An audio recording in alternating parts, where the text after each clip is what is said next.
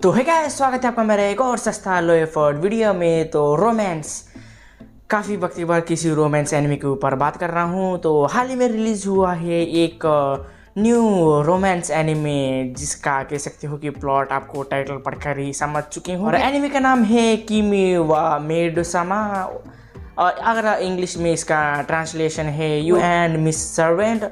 I hope मैंने ढंग से प्रोनाउंस किया है इसका जापानीज वाला नाम।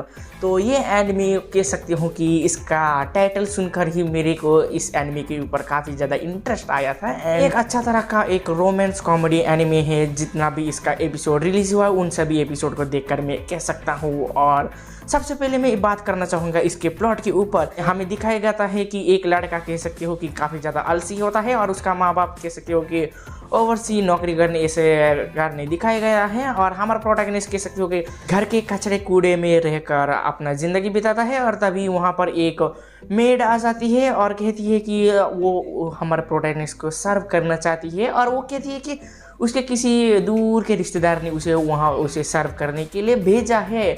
हमें कुछ ज़्यादा डिटेल नहीं दिया जाता है इसके ऊपर। जब हमारा प्रोटैगनिस्ट उसे अपने घर के अंदर लेता है तो वो एक नहीं करता, वो एक असैसिन वगैरह है। लेकिन जब मेड सामा अपने नाइफ निकाल कर एक तरह का कलाबाज दिखाता है तो हमारा प्रोटैगनिस्ट का गान फटता है और वो मान जाता है वो एक असैसिन है। और लेकिन वो उसके अपने कह सकते हो कि घर पर नहीं रख सकता। ऑब्वियसली वो असैसिन था तो कौन रखना चाहता है, भले ही वो खूबसूरत क्यों ना हो। हमारा प्रोटैगनिस्ट उसे वहाँ से भेजते हैं और नहीं चाहिए कर। लेकिन वो जब हमारा कह सकती हो असैसिन मेड वो अपने रास्ते पर होती है तो हमारा प्रोटैगनिस्ट देखता है कि उसका एक ईयररिंग वाला बॉल्स वहीं पर पड़ा है। तो वो हमारा प्रोटैगनिस्ट उसे देने चाहते हैं और हमारा प्रोटैगनिस्ट दूर से चिल्लाते हुए आता है तो मेरे पास तुम्हारा सामान ऐसा है। और तभी हमारा प्रोटैगनिस्ट का एक ट्रक उनसे मीटअप होकर वो इसका ही होने वाला होता है कि हमारा मेड सामा आकर उसे बचाती है और दोनों के बीच में एक अच्छा सा कह सकते हो मूवमेंट देखने को मिलता है। हमारा प्रोटैगनिस्ट उसे इतना ज़्यादा इम्प्रेस हुआ कि वो उसे कह सकते हो कि नौकरी पर रख लेता है। और हमें पता चलता है कि वो तो सिर्फ लोगों को टपकाना ही प्रोफेशनल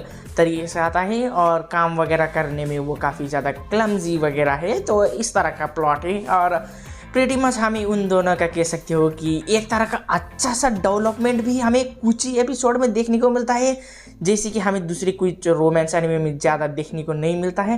पहले ही एपिसोड में हमें ये दिखाई जाता है कि हमारा फीमेल लीड मेड सामा को कह सकते हो कि वो थोड़ा सा अपना पास्ट के ट्रॉमा कह सकते हो ऐसा से गुजर रही है कि सिर्फ उसे कोई लोग एक्सेप्ट करेगा कि नहीं, क्योंकि वो सिर्फ लोगों को मारना ही जानते हैं। सिर्फ प्रीवियस जितने भी उन्होंने हायर किया था उसे वो सभी एक्सपेक्ट कर रहे थे कि वो जाकर टारगेट को टेपका डालना और ऐसा ही, और कुछ ज़्यादा एक्सपेक्ट नहीं करता थे उस लड़की से। लेकिन हमारा प्रोटैगनिस्ट एक अच्छा काइंड हार्टेड बंदा है, तो उस कारण से हमारा मेन फीमेल लीड का कह सकते हो कि थोड़ा सा व्यू पर्सपेक्टिव चेंज हो जाता है थ्रू आउट द जितने भी कह सकते हो कि लगभग 3 एपिसोड तक हमें उस कह सकते हो हमारा मेन लीड का कह सकते हो कि थोड़ा सा पर्सपेक्टिव धीरे धीरे चेंज होते, उसका कैरेक्टर डेवलपमेंट हमें चेंज होते दिखाई जाता है। जैसे कि आजकल का रेंटेड गर्लफ्रेंड चूतिया एनिमे में ऐसा हमें कुछ भी नहीं देखने को मिलता है। भावना में ज़्यादा ना बहती हुए मेन टॉपिक पर आता हूँ, जहाँ पर मैंने इस तरह का कैरेक्टर डेवलपमेंट मैंने एक्सपेक्ट नहीं किया था जब मैंने इसका नाम सुना था। और ऐसा सोच रहा था कि एक सिंपल सा कह सकते हो रोमांस एनिमे होगा जहाँ पर लड़की आएगी प्रोटैगनिस्ट की ज़िंदगी का होगा कह सकते हो कि खिला मिला ऐसा करेगी। मैंने इस तरह का कैरेक्टर डेवलपमेंट वगैरह उम्मीद नहीं किया था।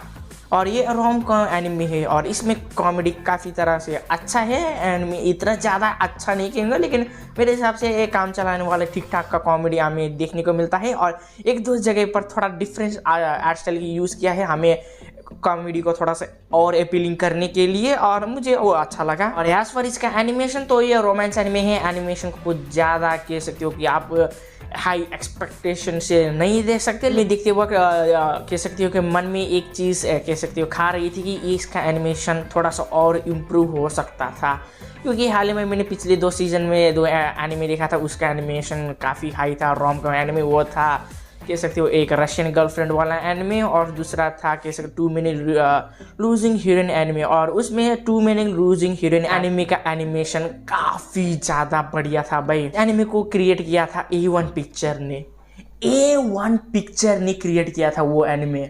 हाँ, इसका मतलब ये नहीं कि एनिमे का एनिमेशन काफ़ी बकवास नहीं, एनिमेशन का एनिमे मेरे सबसे बढ़िया। मुझे सिर्फ ये मन में परेशान कर रहा था कि ये इसका एनिमेशन थोड़ा और बेटर हो सकता था। इस तरह का कह सकते हो खटास वाला फीलिंग आ रहा था मेरे मन में। एनिमेशन का मेन ज़्यादा कह सकते हो कि फोकस मेन लीड के ऊपर नहीं किया। जितना भी एनिमेशन का फोकस किया वो सिर्फ हमारा वाइफू मेड के ऊपर ही फोकस किया। जब भी उसका क्लोजअप वाला सीन था या फिर वो थोड़ा सा एक्शन करने वाले थी, जैसे कि वो नाइफ थ्रोइंग वाला या फिर कुछ लोगों को चेस करते वक्त कह सकते बिल्डिंग पर कूद जाना, हाई स्कूल पर कह सकते हो बढ़िया कदर का स्टंट करना, उस सीन पर एनिमेटर ने अपना पूरा जान फूका है भाई। और इसमें ज़्यादातर साइड कैरेक्टर को, एक दो कैरेक्टर को ही इंट्रोड्यूस किया है और उनमें कुछ ज़्यादा फोकस भी नहीं किया। फिलहाल तो मेन फोकस चल रही है इन दोनों के ऊपर। और एक और कैरेक्टर को इंट्रोड्यूस किया गया है डॉक्टर सेनपाई का। एंड एज पर जितना भी एपिसोड आया है वो एपिसोड सभी कमाल के हैं।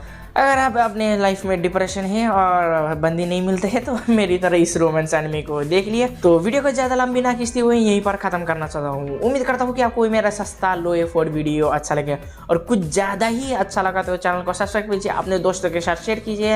And thanks for watching.